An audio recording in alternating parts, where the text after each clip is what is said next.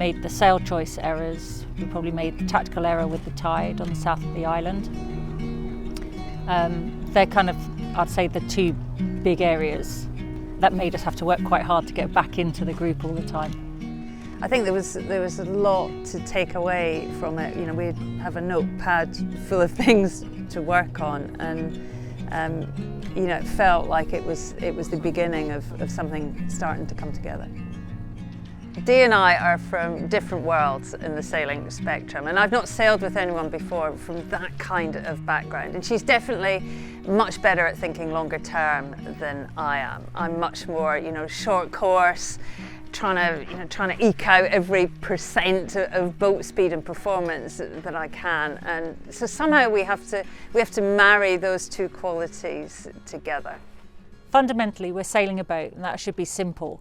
But how we approach what we do is very different. For Shirley, she comes from an Olympic background. Everything is attention to minute detail, and it's leaving no stone unturned. I come from an offshore background where it's much bigger picture thinking, big plans, and we've got to bring those two together so that we can gel and become efficient as a team on the Sunfast 3300. To help with the process, we've brought in a sailing coach who understands both our worlds. It's Nigel King. He's very well respected, and we both know him. He's going to help us really develop how we communicate together and have the right processes that'll stand us in good stead throughout a long race. So what we've got to do is come up with a plan that means that you are able to function at your worst. I mean, looking at their backgrounds, with Shirley's being prominently short course Olympic racing and Dee's being round the world solo, real long course racing, it's about picking the best bits of those two forms of racing and then working out how we use those best bits, playing to their strengths, but also making sure that they share the knowledge and can also learn huge amounts from each other to help push the boat as fast as possible, but also get longevity into that performance. So the question is, as the pressure comes on, what's your first point of reference? I think with the double-handed, you've got the mix of the longer course racing and the offshore aspect. You've got the bits of being single-handed on deck, you're pushing the boat on your own. When you're making changes, communicate just to give Shirley an idea of what you're doing. But you've also got someone with you that can help you through those difficult moments, but it means you can also push a lot harder. And I think with all of the offshore racing, it's about balancing how hard can you push and how long can you push that hard for, and it's just maximising the potential of both people on board, supporting each other and really making sure that you've given 100% to the performance of the boat. What does that look like? So you get a feel for the numbers, so you get to understand what it feels like without really looking. I think having Nigel King with us is really going to help facilitate those difficult questions, the conversations that it's easier to left unsaid, and it makes us think about them as well. And so having someone external makes it a little bit easier. So I think Nigel's going to really help us grow and fast track us into an efficient team. The best view of all the mistakes is the further back of the boat, and almost you want to be 10 foot behind the boat, and it gets easier and easier to see what's going on. With a round Britain Island race, the big challenge is always the proximity of land. You're going around headlands all the time. You know, it's difficult conditions. It's probably one of the most challenging pieces of water you can sail in, and it goes on for longer than most of the races they'll have the chance to do in training. If in a hoist something goes wrong, like that gets caught in there, I would suggest more information is better. So it's really preparing them for the fact it's going to be longer than anything else they do, and they're going to be more tired and more fatigued, and how do we get into that mindset for a longer race. But it is a longer race that is lots and lots of short sprints between headlands.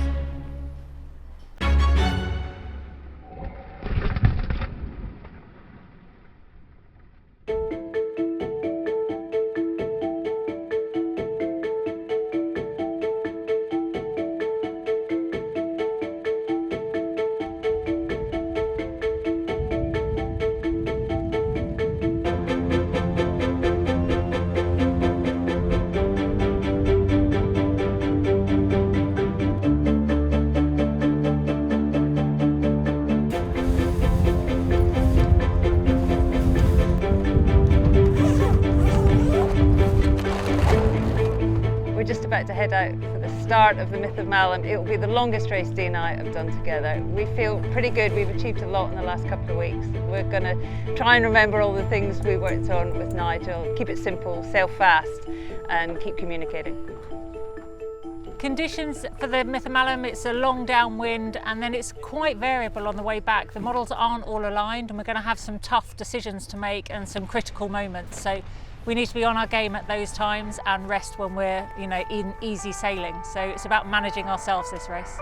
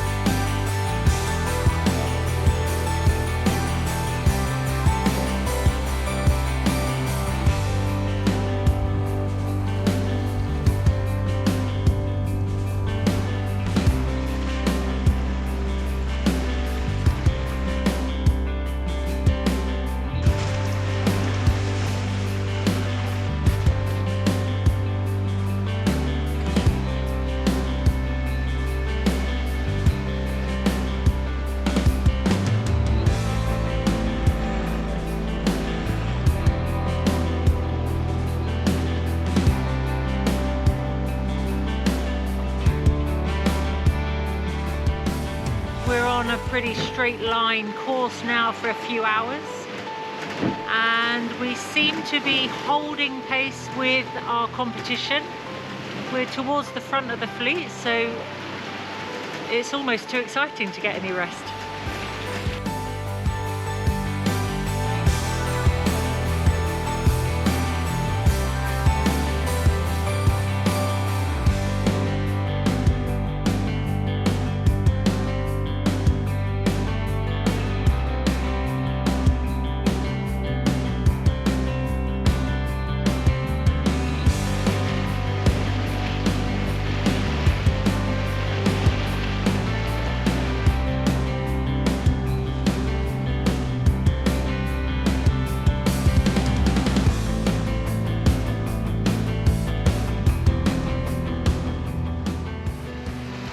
It's 9:20, our first night.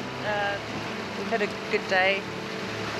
It feels like tonight's pretty important. There's going to be a wind shift. We're going to have to make some good decisions and everyone will start to get more and more tired and start to make mistakes. So it feels like tonight's really important. I think we've managed our energy well. We're well fed, watered, had lots of cups of tea and coffee, and up for whatever this evening brings.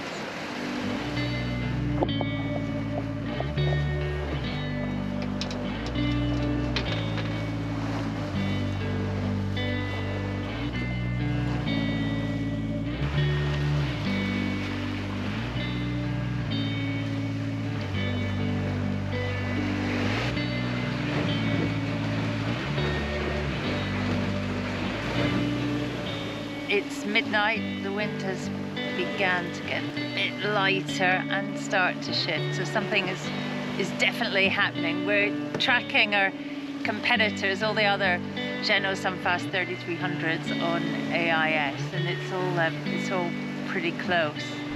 It's tricky at night, it's hard to see the other boats and know what they're doing, and it's easy because you can't see them to sort of just ignore them and switch off. But anyway, the race is very much on. Tonight is crucial.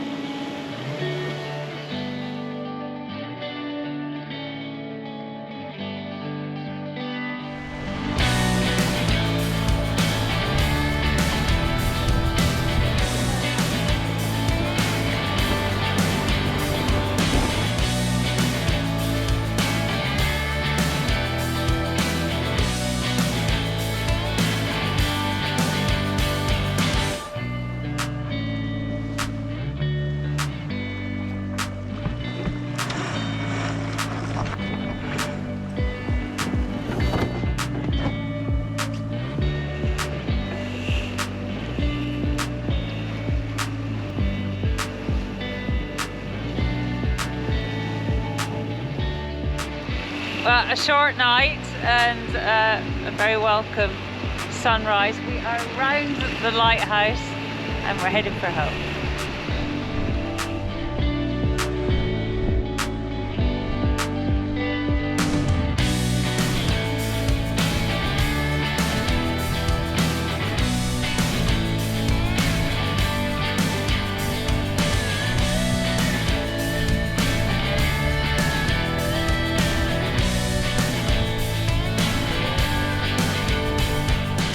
We are surrounded by Jeanneau Sunfast 3300s, which for us is very good news.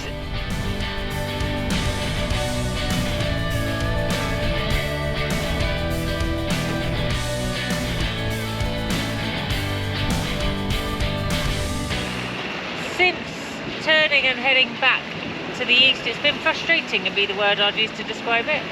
We knew we had a big transition. We didn't really execute as well as others around us, so it's been frustrating for us.